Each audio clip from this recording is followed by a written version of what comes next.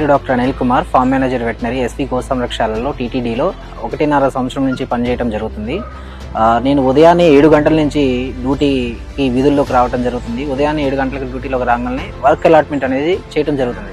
Workers అందరూ ఒక చోట ఉదయాన్నే 7 గంటలకు గ్యాదర్ అయ్యి ఎవరెవరు ఏ షెడ్యూల్లో ఏ పనులు చేయాలో ప్రతి షెడ్కి ఒక్కొక్క మనిషినో 2 మనుషుల్లో, మిల్కింగ్ షెడ్స్ అయితే 4 మనుషుల్ని, మిల్కింగ్ షెడ్స్ కాకుండా ఉన్న షెడ్స్లో అయితే బేస్డ్ ఆన్ యానిమల్ కెపాసిటీని బేస్ చేసుకొని ఒకళ్ళని 2 అనేది అలాట్మెంట్ చేయడం జరుగుతుంది. వర్క్ అలాట్ చేసిన తర్వాత ప్రతి షెడ్ని ఒక 1 or 2 times రెగ్యులర్గా రొటీన్ చెకింగ్ అనేది జరుగుతుంది. ఏమైనా యానిమల్స్ ఇన్ హెల్త్లో ఉన్నా సరే, ఏమైనా ఇబ్బంది పడుతూ ఉన్నా సరే, ఏమన్నా లెగటానికి ఇబ్బంది పడుతున్నా సరే, ఇటువంటి యానిమల్స్ ఏమైనా అన్హెల్దీ యానిమల్స్ ఏమైనా ఉన్నా సరే దాన్ని ఐడెంటిఫై చేసి ప్రాపర్ ట్రీట్మెంట్ అనేది, ప్రాపర్ డయాగ్నోసిస్ అనేది చేసి ప్రాపర్ ట్రీట్మెంట్ అనేది ఇవ్వడం జరుగుతుంది. అయ్యా, ఇక్కడ గో సంరక్షణశాలలో 2 డ్యూటీలు ఉంటాయి అయ్యా.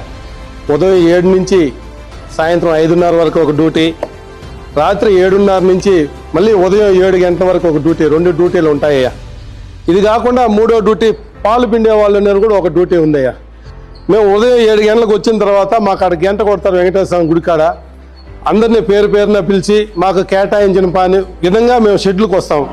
షెడ్లో వస్తే మొదటగా గోవు దగ్గర శుభ్రంగా ఆవు దగ్గర ఉండే పేడలంతా ఎత్తి బండికి వేసుకొని బండిని తీసుకుని దెబ్బలో దోసేసిన తర్వాత మళ్ళీ బండి తెచ్చి దాని యథాస్థానంలో బండి పెట్టేసి మళ్ళీ బయట షెడ్డుకి 4 వైపులా శుభ్రంగా షెడ్డుని శుభ్రపరచుకొని దాని తర్వాత దానాకి వెళ్తామయ్యా.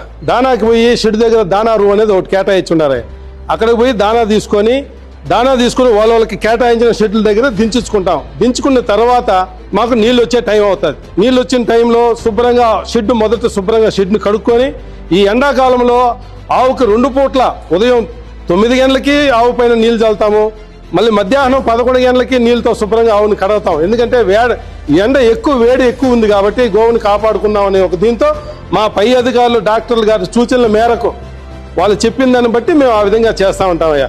దానా తీసుకొచ్చి ఆవులకి కేటాయించిన ప్రకారం ఎంతెంత పోయాలో ఆ విధంగా డాక్టర్లు చెప్పిన సూచనల ప్రకారం ఆవులకి అన్నిటికీ దానా పోసి మళ్ళీ దానికి నీళ్లు పెడతాం. నీళ్లు పెట్టి మధ్యాహ్నం 12 గంటల వరకు అయిన తర్వాత భోజనానికి వెళ్ళిపోతాం. మళ్ళీ మస్టర్కి వస్తాం. పేరున పిలిచి డాక్టర్ గారు మళ్ళీ పనిని కేటాయిస్తారు. ఉదయం ఏ షెడ్ అయితే చేస్తానో అదే షెడ్కి మళ్ళీ మమ్మల్ని పంపిస్తారు. మళ్ళీ మేము షెడ్ దగ్గరకు వచ్చి మొదట్లో తెల్లారిలాగానే శుభ్రంగా ఆవు వేసినటువంటి పేడంతా బండికి వేసుకొని దాన్ని దెబ్బకు దోలిన తర్వాత మళ్ళీ నీళ్ళు వస్తూ ఉంటాయి. షెడ్డును పూర్తిగా కడిగి ఆవుని శుభ్రంగా నీళ్ళతో కడిగిన తర్వాత మళ్ళీ దానికి ఎండుగడ్డి వేస్తాం.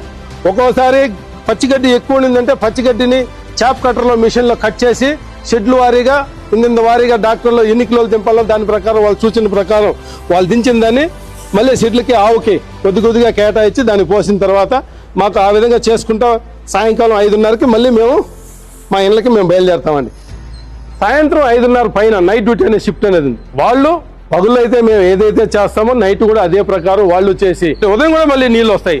శుభ్రంగా షెడ్ని కడుక్కొని ఆవుని కడిగి ఆ తెల్లవారితో డ్యూటీ వచ్చే లోపల ఆవుని కడిగి ఆవుకి గడ్డేసి 5:30 పైన దాన్ని కూడా మళ్ళీ కొంచెం ఆవు తిరిగితే బాగుంటుందని ఇక్కడ పెడాకులు ఉంటాయి. ఆ పెడాకులకి ఆవులు తోలేసి మళ్ళీ డాక్టర్లు వచ్చిన తర్వాత వాళ్ళకి హ్యాండ్ ఓవర్ చేసేసి మళ్ళీ నైట్ డ్యూటీ వాడు ఇంటికి వెళ్తాడండి. ఇది ప్రతినిత్యం జరిగేది. ఆ విధంగా ప్రతినిత్యం గోవుని కన్నబిడ్డల కన్నా మిన్నగా చూసుకుంటూ ఈ సంస్థను నమ్ముకొని మేము మా కుటుంబాలు బతుకుతున్నాయి.